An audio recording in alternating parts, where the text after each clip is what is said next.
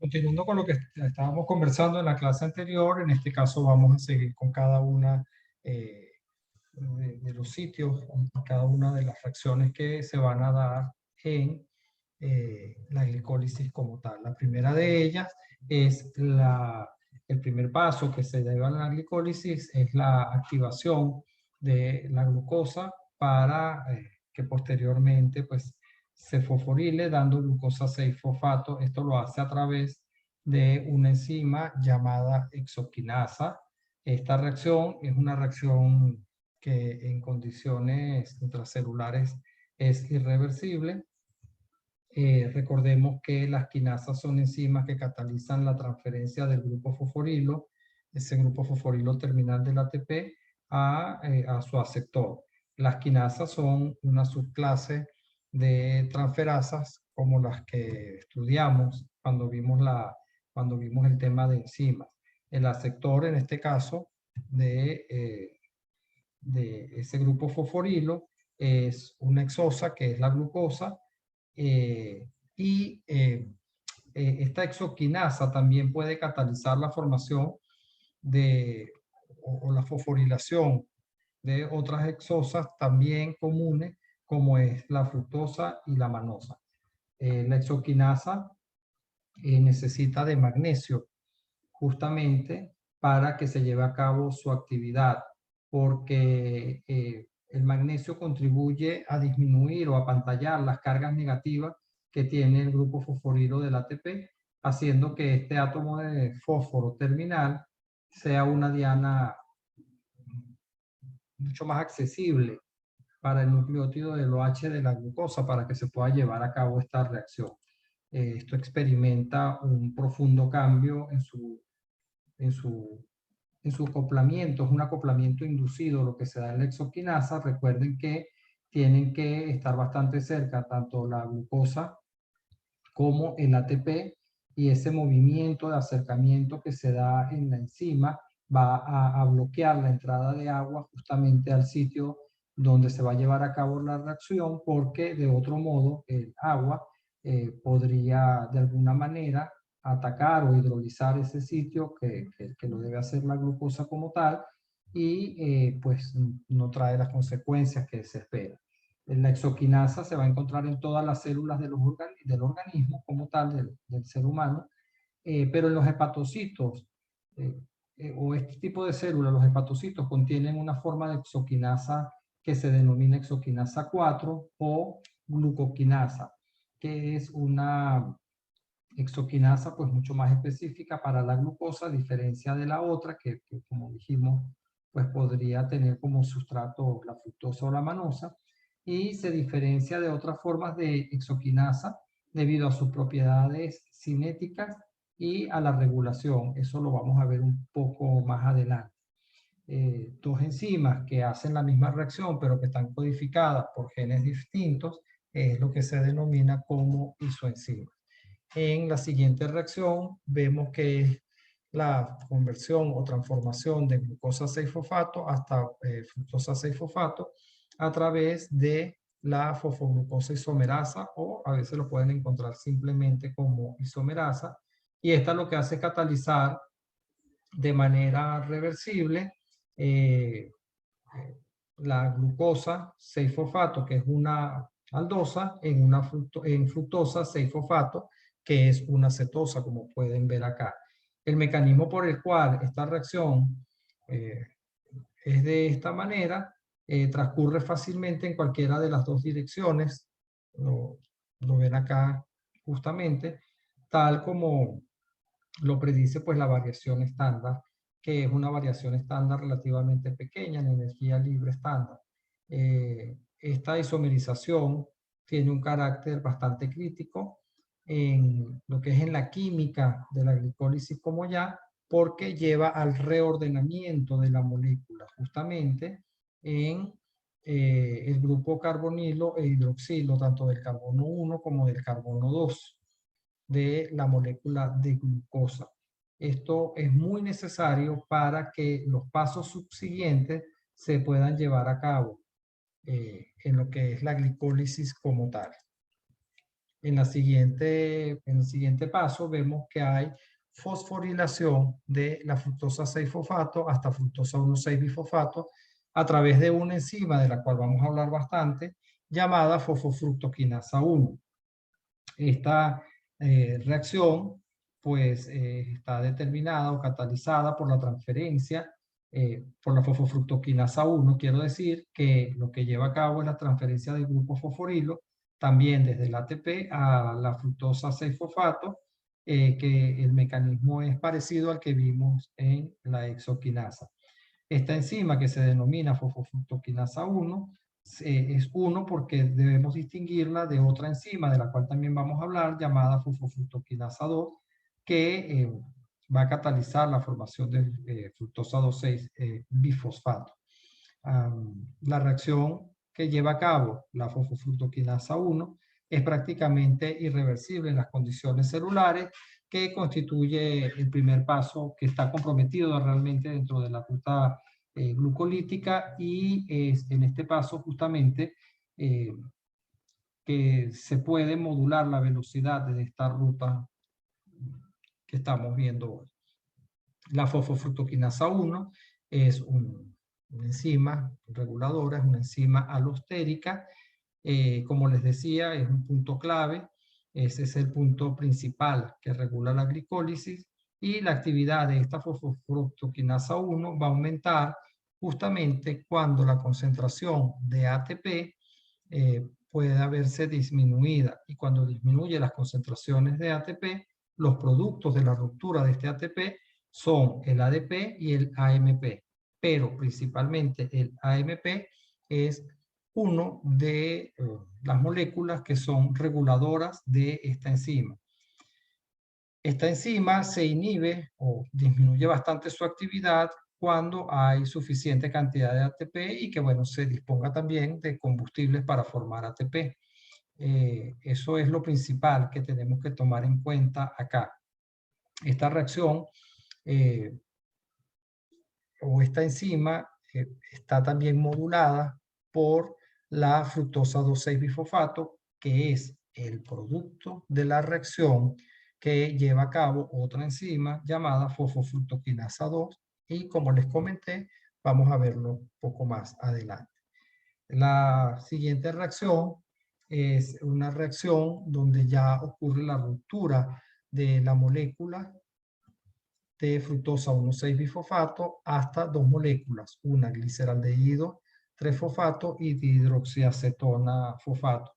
Esto lo lleva a cabo la fructosa 1,6-bifosfato aldolasa, que a menudo la pueden encontrar simplemente como aldolasa, o se refieren a ella como aldolasa, que lo que hace es pues romper esta molécula y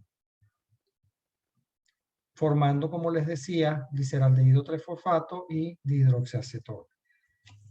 Es interesante porque aunque la reacción que estamos viendo tiene una variación estándar libre fuertemente positiva hacia la dirección de la ruptura de esta molécula en estas dos que les estoy señalando, las bajas concentraciones de reactivos que van a estar presentes en la célula en un momento determinado hace que la variación de energía libre real sea tan pequeña que la reacción puede ser reversible.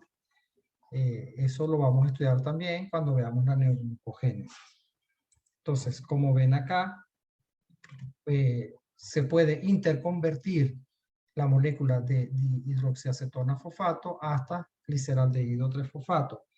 Solamente una de estas dos triosas fosfato que se forman puede ser degradada directamente en los pasos de la glicólisis, en este caso la gliceraldehído 3-fosfato. Por lo tanto, es imprescindible que esta molécula de dihidroxiacetona, pues a través de esta isomerasa, pueda ser convertida en este producto que estamos viendo acá en la pantalla.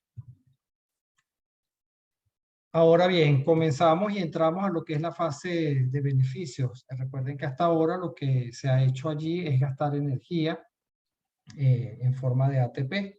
En este caso, o de aquí en adelante, vamos a ver la formación tanto de ATP como de NADH. En este caso, tenemos en la pantalla la oxidación de gliceraldehído 3-fosfato hasta 1,3-bifosfoglicerato. Esta reacción está catalizada por la gliceraldehído fosfato deshidrogenasa, que es una oxidorreductasa. ¿Ok? Como pueden ver allí, hay formación de NADH. Esta es la primera de las dos reacciones que son conservadores de energía en la glicólisis y que conducen a la formación de ATP. Quiero decir que conduce, porque ya vamos a ver la inestabilidad de esta molécula. Acá, el grupo aldehído del glicerol 3-fosfato es oxidado. O sea, es oxidado no a un grupo carboxilo libre, sino a un anhídrido de ácido carboxílico con ácido fosfórico. Este tipo de anhídrido, llamado acilfosfato, tiene una energía libre de hidrólisis estándar muy elevada, y gran parte de esta energía libre de oxidación de ese grupo aldehído del glicerol 3-fosfato se conserva mediante la formación de un grupo acilfosfato en el carbono 1 del 1,3-bifosfoglicerato. Es así la manera como pues se guarda esa energía.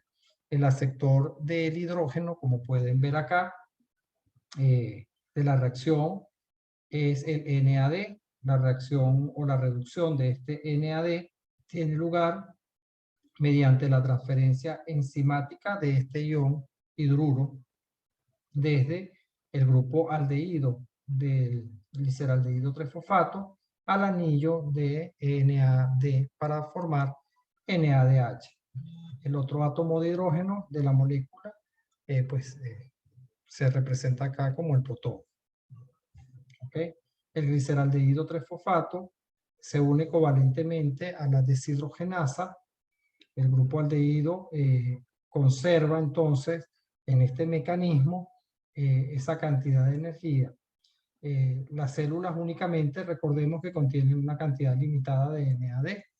Por lo tanto, vamos a ver más adelante que ese NAD que ha sido reducido a NADH tiene que reoxidarse para que se mantengan las cantidades adecuadas de NAD. Es muy importante porque lo que se forma aquí es un producto que tiene un alto potencial de transferencia del grupo fosforito. En la siguiente reacción vemos cómo el 1,3-bifosfoglicerato es transformado a 3-fosfoglicerato por acción de la enzima llamada fosfoglicerato quinasa. Y aquí estamos viendo que hay formación de ATP.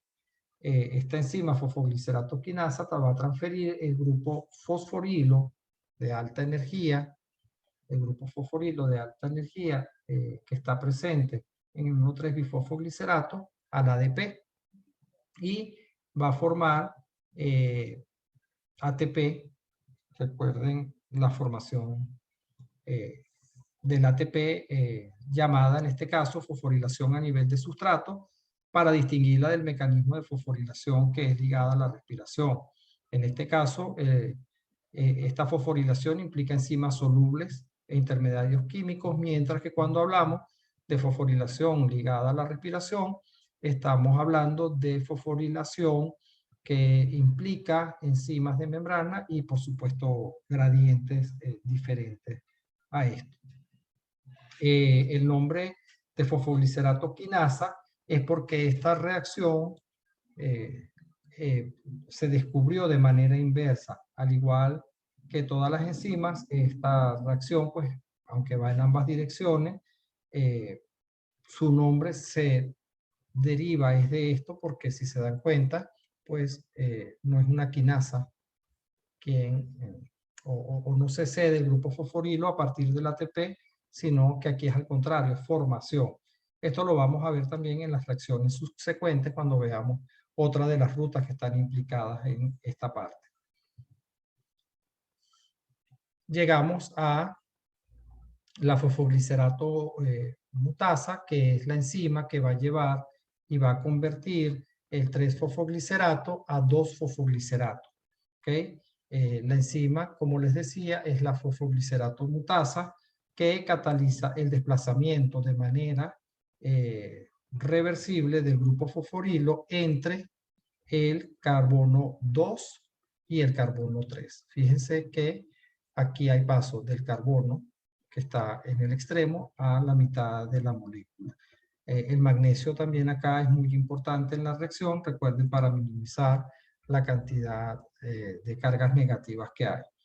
Esta reacción tiene lugar en dos pasos.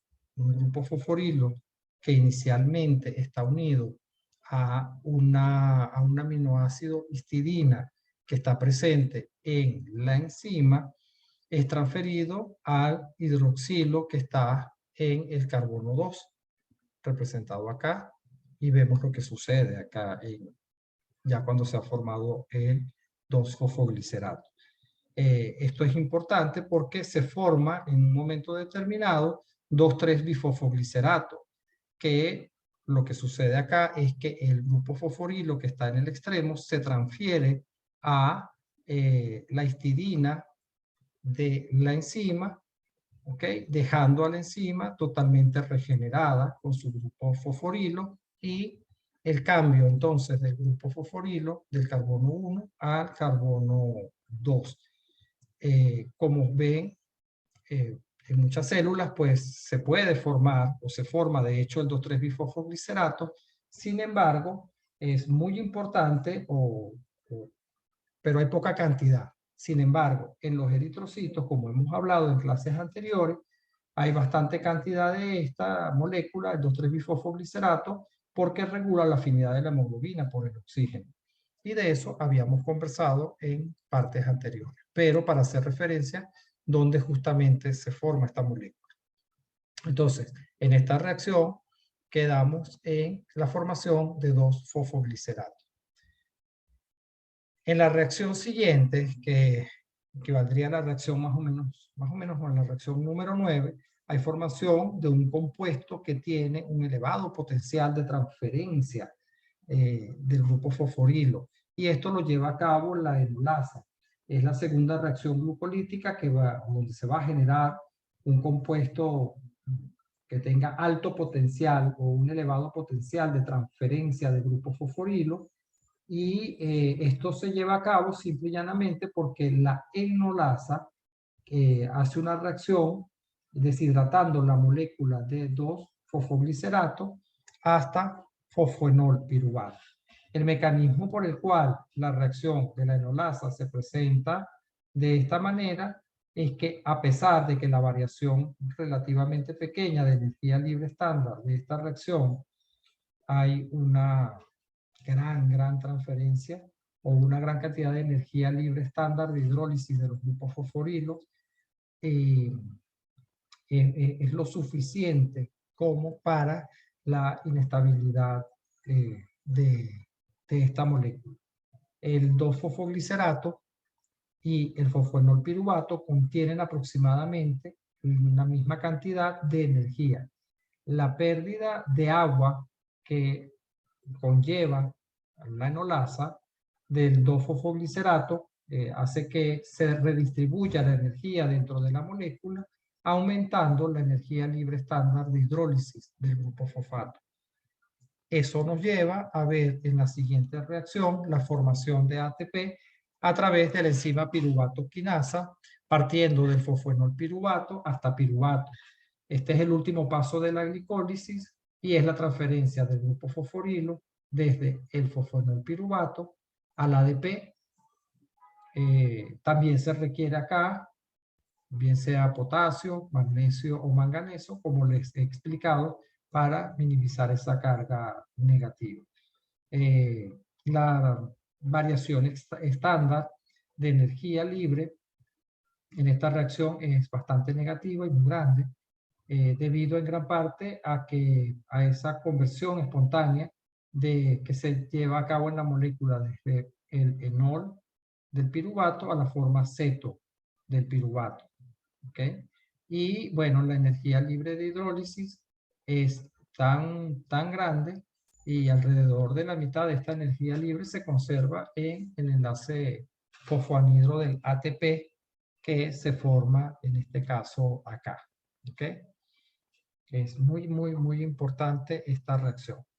Ahora bien, como les había comentado, el NAD es muy importante, pues si se disminuye la concentración de NAD, pues la reacción completa de la glicólisis no se podría llevar a cabo.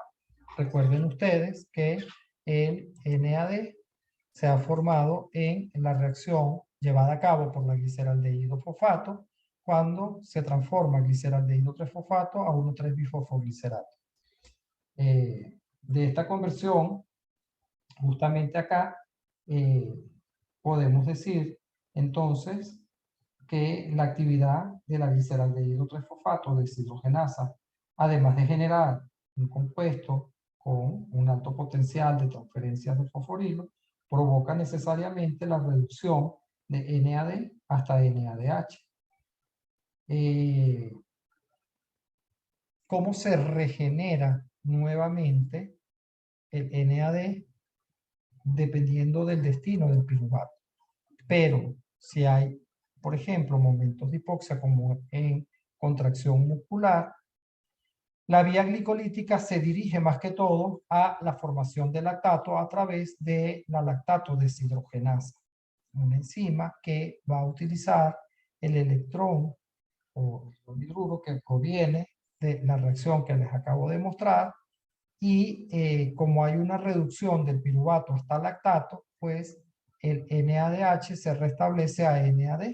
Eso garantiza entonces que haya suficiente cantidad de NAD para que se pueda llevar a cabo esta reacción que habíamos visto dentro de la glicólisis. Aquí otra forma esquemática que lo podemos observar, disculpen, cuando es reoxidado el NADH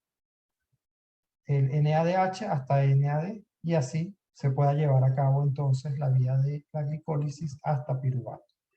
¿Qué importancia tienen estos intermediarios fosforilados? Porque hay muchos intermediarios fosforilados, como ustedes lo han visto. La primera de ellas es que en la membrana de las células no existen transportadores para moléculas de azúcares que estén fosforiladas. Entonces, eso impide que estas moléculas salgan una vez que estén fosforiladas. Es decir, que la glucosa que entre o la fructosa que entre a la célula son inmediatamente fosforiladas para evitar que abandonen de esta manera la célula. También los grupos fosforilos, recordemos que conservan muchísima energía, y esta energía es liberada por la rotura de estos enlaces fosfoanhidros que se forman con ellos. La energía se va a conservar principalmente en, bien sea formación de ésteres de fosfato, ¿ok? Como la glucosa 6-fosfato, el 1,3-bifosfoglicerato y el fosfonolpiruvato, que luego donan los grupos fosforilos a ADP para formar ATP. Recuerden, en esta vía hemos visto dos formaciones de ATP a través de fosforilación a nivel de sustrato, y a eso es lo que se refiere principalmente. Muchos grupos fosfato van a disminuir la energía libre de activación. Recuerden que cuando vimos la parte de las enzimas, vimos que se necesitaba una energía libre de activación, la cual puede ser muy elevada. En este caso, esto contribuye a que disminuya esa energía libre, pero que aumente además la especificidad de las reacciones. Esto se logra cuando se forma ese complejo con el magnesio en un caso, o el potasio o el manganeso en algunos otros casos que les he mencionado allí.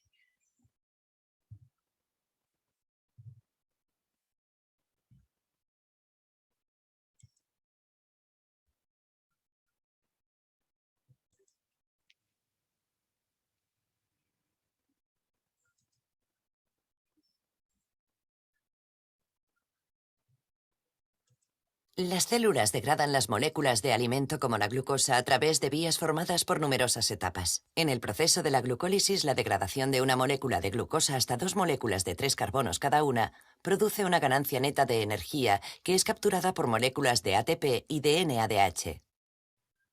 En los eucariotas, el producto de esta degradación, el piruvato, es transportado a la mitocondria, donde finalmente alimenta el ciclo del ácido cítrico y la cadena de transporte de electrones. La glucólisis está formada por 10 etapas secuenciales. En las 3 primeras se invierte energía en forma de ATP, que posteriormente será recuperada. En la cuarta y quinta etapa, esta energía permite que la glucosa se rompa en 2 moléculas más pequeñas, a partir de las cuales se puede obtener energía de una forma más eficiente. En las últimas 4 etapas, la energía se libera de una forma controlada, en forma de ATP y de NADH. Los elegantes procesos químicos que catalizan estas reacciones aseguran que la energía sea liberada en pequeñas cantidades que pueden ser capturadas de forma eficiente. Otras reacciones de combustión menos controladas liberarían la mayor parte de la energía en forma de calor. En la primera etapa, la enzima exoquinasa utiliza ATP para fosforilar la glucosa. Esta adquisición de energía activa a la glucosa para sufrir reacciones que liberarán energía en etapas posteriores de la glucólisis. La molécula resultante es la glucosa 6-fosfato.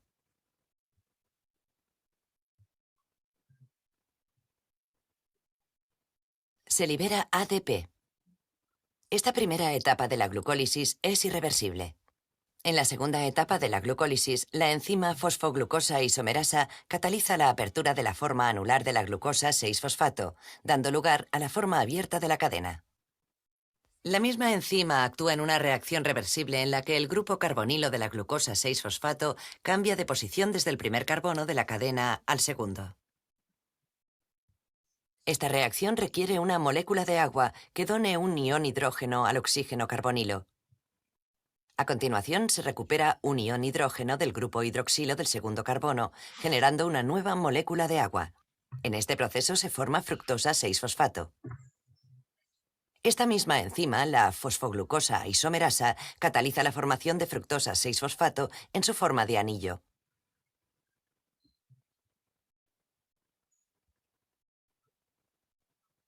En la tercera etapa de la glucólisis, la enzima fosfofructoquinasa utiliza ATP para fosforilar la glucosa 6-fosfato.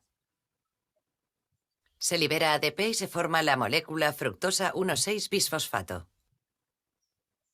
Esta tercera etapa, en la que se produce el segundo proceso de fosforilación, es irreversible y constituye el principal punto de regulación que afecta a toda la glucólisis.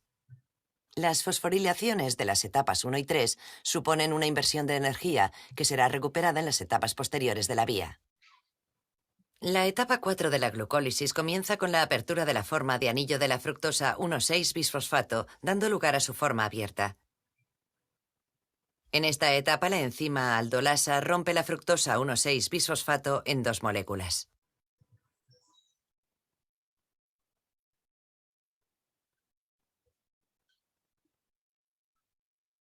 Una de estas moléculas es el gliceraldehído 3-fosfato de 3 carbonos. La enzima también permite reacciones adicionales sobre la segunda molécula de 3 carbonos,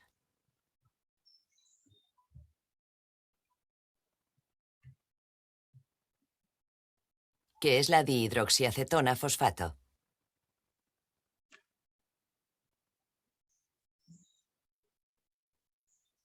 En la quinta etapa de la glucólisis, la enzima triosa fosfato isomerasa cataliza la isomerización de la dihidroxiacetona fosfato a gliceraldehído 3-fosfato. El mecanismo catalítico de esta enzima es muy similar al de la fosfoglucosa isomerasa de la etapa 2. El resultado de esta acción son 2 moléculas de gliceraldehído 3-fosfato. Todas las etapas posteriores de la glucólisis ocurrirán por duplicado, una por cada molécula de gliceraldehído 3-fosfato. Son las etapas de la glucólisis que generan energía. En la etapa 6, la enzima gliceraldehído 3-fosfato deshidrogenasa utiliza NAD para oxidar el gliceraldehído 3-fosfato. La molécula resultante está conectada con la enzima a través de un enlace tioéster de alta energía. Una molécula de fosfato inorgánico desplaza el enlace tioéster de alta energía, formando un enlace acetilanhídrido, también de alta energía. La molécula resultante es el 1,3-bisfosfoglicerato. En la séptima etapa, la enzima fosfoglicerato-quinasa desfosforila el 1,3-bisfosfoglicerato. El enlace fosfato de alta energía es transferido al ADP, formándose ATP. Se formará el 3-fosfoglicerato, una molécula de 3 carbonos. Dado que esta reacción ocurre por duplicado, una por cada molécula de 3 carbonos, se generan un total de 2 moléculas de ATP. En este punto, por tanto, se recupera la inversión de 2 moléculas de ATP realizada en las primeras 3 etapas. En la octava etapa, el 3-fosfoglicerato, que tiene una energía libre de hidrólisis relativamente baja, es transformado por la enzima fosfoglicerato mutasa en 2-fosfoglicerato. En la novena etapa, la enzima enolasa elimina una molécula de agua del 2-fosfoglicerato, generando fosfoenolpiruvato. La pérdida del agua redistribuye la energía dentro de la molécula, generando un grupo fosfato con una energía libre de hidrólisis extremadamente elevada. En la décima y última etapa de la glucólisis, la enzima piruvato quinasa transfiere el grupo fosfato de alta energía al ADP, formando ATP y piruvato. En la segunda mitad de la glucólisis, muchas de las reacciones liberan energía que es capturada en forma de ATP y NADH. Globalmente, la cantidad de energía neta que se produce durante la glucólisis a partir de una molécula de glucosa es de 2 moléculas de ATP y 2 moléculas de NADH. Los procesos químicos de la glucólisis se han conservado desde las bacterias hasta las células animales.